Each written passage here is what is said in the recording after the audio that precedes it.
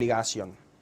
Otra base del concepto de la obligación está dado por los caracteres. Los caracteres me da todas aquellas cualidades que tiene la obligación como relación jurídica obligatoria. En primer lugar, la bipolaridad, la abstracción, la atipicidad, la temporalidad y la autonomía.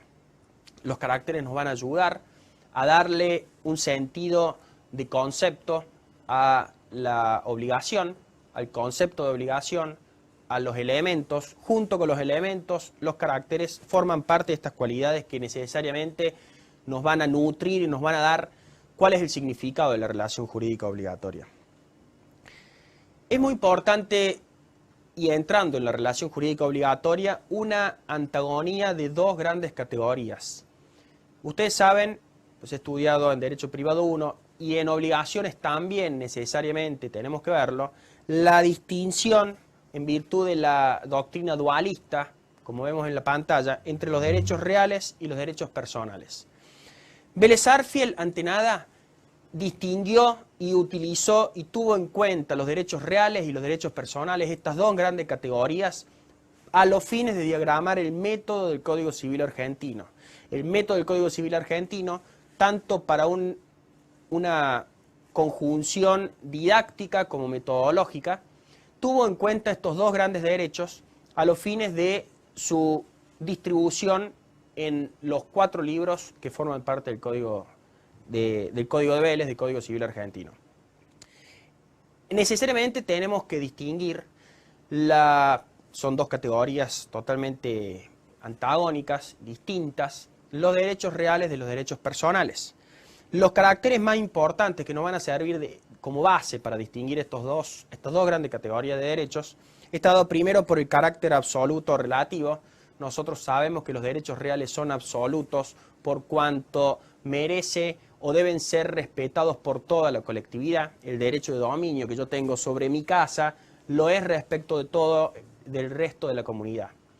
Por el contrario, los derechos personales, la obligación, tiene un carácter relativo, es decir, el que tiene que respetar, el que está obligado a responder, a cumplir la obligación para con el acreedor, es un sujeto pasivo determinado, es el deudor y no toda la colectividad. Es aquel que se obligó a entregar 100 pesos, aquel que se obligó a pintar una pared, aquel que se obligó a no realizar determinada conducta, como puede ser, por ejemplo, a no realizar competencia de una cierta actividad. En segundo lugar, el segundo carácter que nos va a diferenciar a los derechos reales de los personales es el carácter de la mediatez o inmediatez. Los derechos reales tienen el carácter de ser inmediatos, por cuanto el titular del derecho tiene una relación inmediata con la cosa. Él obtiene la cosa directamente, sin la necesidad de llegar primero o pasar primero por otra persona. Los derechos personales tienen el carácter de ser mediatos, es decir, para llegar el acreedor a la obtención de una cosa determinada, imaginemos la obligación de entregar una casa, para llegar a la obtención de esta cosa cierta, en este caso de la casa, necesariamente debemos llegar o debemos exigírsela a otro sujeto, que es el sujeto pasivo, que es el deudor. Por eso decimos los derechos personales son mediatos, los derechos reales son inmediatos. En cuanto al objeto, forma de creación, régimen legal, prescripción, publicidad, duración, carácter estático dinámico y función económica y social, también encontramos el resto de las diferencias. Esto está muy claro en la mayoría de los libros. Vamos a decir que la creación legal está dada, en primer lugar, respecto de los derechos reales, son taxativamente creados por la ley, los derechos personales no. La prescripción actúa de diversas maneras. En los derechos reales la prescripción adquisitiva, en los derechos personales la prescripción liberatoria. Y finalmente la duración. En los derechos personales las obligaciones nacen para morir, en cambio los derechos reales nacen para durar con el tiempo. Habiendo ya estudiado y ubicado a la relación jurídica obligatoria en la gran distinción de los derechos personales y los derechos reales, vamos a seguir con el estudio de la estructura de la obligación, es decir, de cada una de las clasificaciones Para ello vamos a seguir en los siguientes bloques. Vamos entonces a un corte.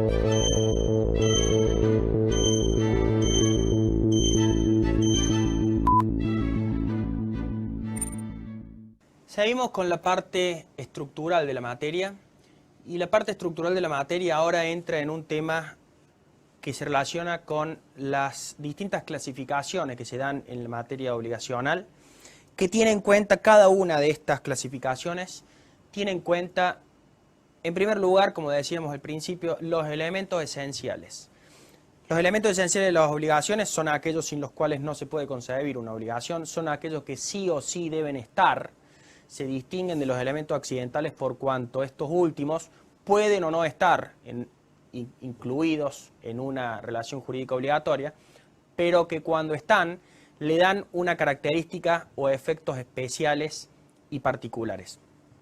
Los elementos de las obligaciones, como vemos en la pantalla, los podemos distinguir en primer lugar a aquellos estructurales, que son el sujeto o los sujetos, el objeto, el vínculo jurídico, que es el elemento no visual, es esta atadura, por así decir. Y en segundo, y por último lugar, mejor dicho, la causa fuente, como elemento no estructural. Respecto de los sujetos, tenemos que hacer una dualidad muy importante entre lo que es el polo activo y el polo pasivo, como que están en un extremo y en el otro. Por un lado, un interés o centro de interés, por otro lado, otro centro de interés. ¿Quiénes pueden ser integrantes de estos centros de interés? Por supuesto que las personas físicas y las personas jurídicas. Los requisitos, un poco todo aquello que hemos estudiado en Derecho Privado 1, tanto de la capacidad, de que sean determinados o determinables, de que sean diferentes entre sí. Puede haber pluralidad, y ya lo vamos a ver, pluralidad de sujetos en uno o en otro de los polos. Respecto del segundo elemento esencial, que es el objeto, vamos a recalcar la figura o la prestación que consiste en una actividad, que esta actividad está direccionada a satisfacer un interés. Por eso en la definición de obligaciones necesariamente ubicamos el interés del acreedor y decimos que es el elemento objetivo invariable que permanece a lo largo de la obligación.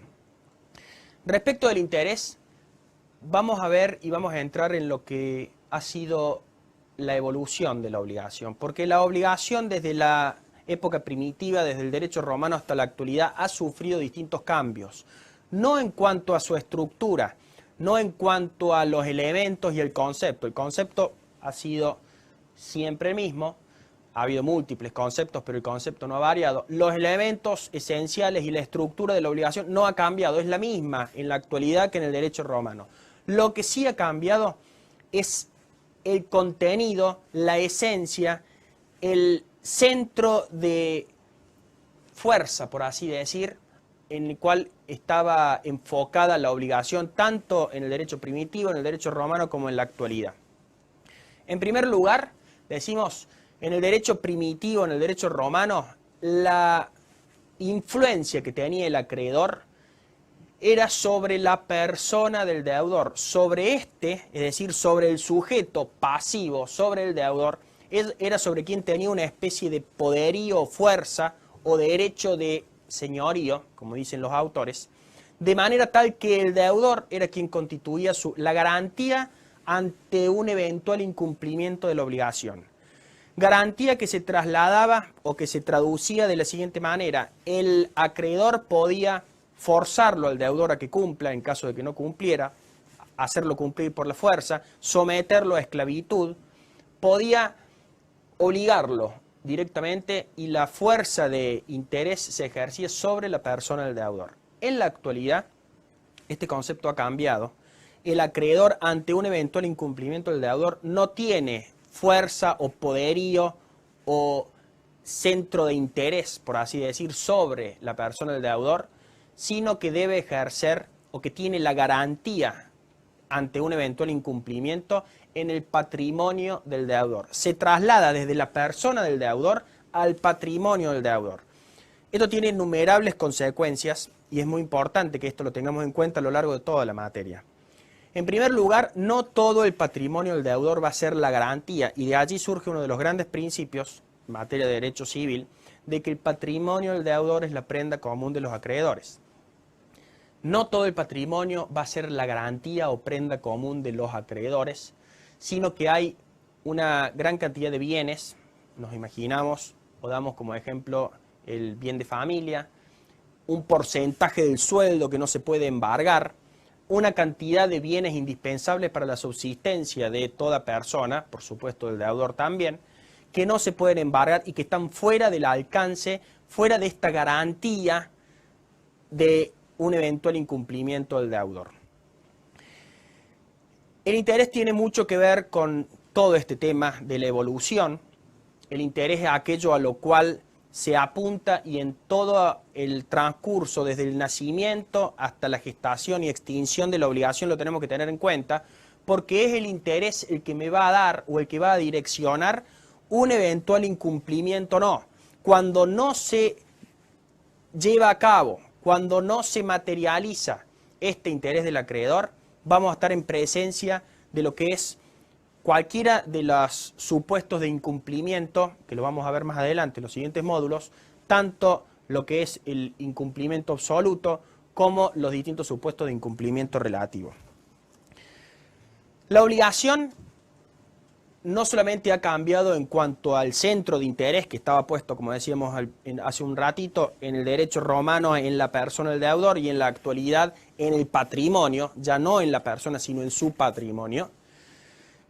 Tiene también importancia desde un punto de vista del individualismo que existía en el derecho primitivo, en el derecho romano, en donde la autonomía y la voluntad tenían una fuerza tal que lo que las partes establecían y pactaban tenía fuerza y no podía ser cambiado, era como sagrado, era inmutable, no era susceptible de ser revisado. Lo que las partes habían pactado en virtud de la autonomía y la voluntad, con discernimiento, intención y libertad, no podía ser susceptible de modificarse.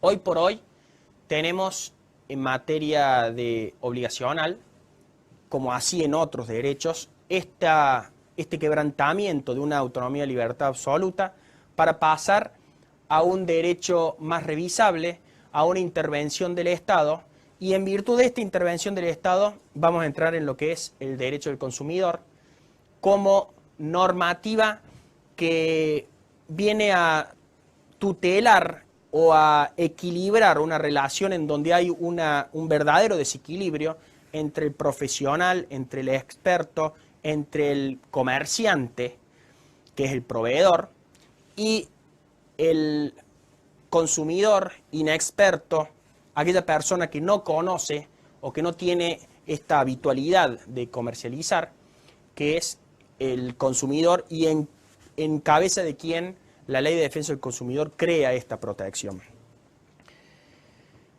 Seguimos entonces con los requisitos de los elementos esenciales. Cuando entramos en el objeto, hablamos de que debe ser posible, que debe ser lícito, que debe ser determinado y debe tener una patrimonialidad y utilidad. El tercer elemento, que es el vínculo, decimos que es el elemento no material, lo habíamos dicho y lo repetimos, que es el elemento que une a los dos polos, que da la idea de atadura, es aquello que hace que entre dos personas haya una relación particular. Con respecto al vínculo, es necesario que en él haya un sujeto pasivo, y algunos autores, y esto nos lleva a las acepciones de la obligación, confunden y nos dicen que en el deber general de no dañar a otro existe un sujeto pasivo que es toda la colectividad, por cuanto no debemos dañar a otro, ni salir a la calle, ni pegarle a nadie, ni romper nada, ni dañar en los bienes ni en la persona de ninguna de las personas que integran la comunidad con la cual nosotros compartimos esta vida. Sin embargo, el vínculo justamente nos está dando la idea de la atadura particular que tenemos con un sujeto determinado. La colectividad no está determinada, son todos aquellos sujetos que integran la comunidad entera. Nosotros a la noche cuando nos acostamos, no nos acostamos pensando que no tenemos que dañar a otro. En cambio, cuando le debemos algo a alguien, cuando tenemos este vínculo con un acreedor, en el supuesto en que seamos deudores, sí nos acostamos pensando de que debemos, de que estamos en falta, de que nos tienen individualizados, de que estamos debiendo una prestación y que alguien tiene la facultad de exigirnos esta prestación, tanto con acciones o sin acciones también. Decimos entonces el vínculo jurídico es aquello que atrapa a un acreedor y a un deudor, es aquel elemento, por supuesto decimos elemento esencial, que nos sirve de atadura. Por último, seguimos con el elemento esencial que es la causa. Cuando hablamos de causa nos estamos refiriendo a causa fuente, no nos tenemos que confundir con lo que es la causa fin. La causa fuente, decimos, es el presupuesto de hecho al cual el ordenamiento jurídico le otorga idoneidad para generar obligaciones. Hay un principio que dice no hay obligación sin causa. De este principio se desprenden innumerables de conceptos, como puede ser el pago por error, el pago indebido, es decir, aquel pago que se hace sin una causa que lo justifique. Y se puede en no todos estos casos repetir lo pagado. El fundamento está dado justamente en esto, en que este elemento esencial carece esa obligación de un elemento esencial, por lo tanto no hay obligación. Sin causa no hay obligación, o no hay obligación sin causa, como dice la Filmina.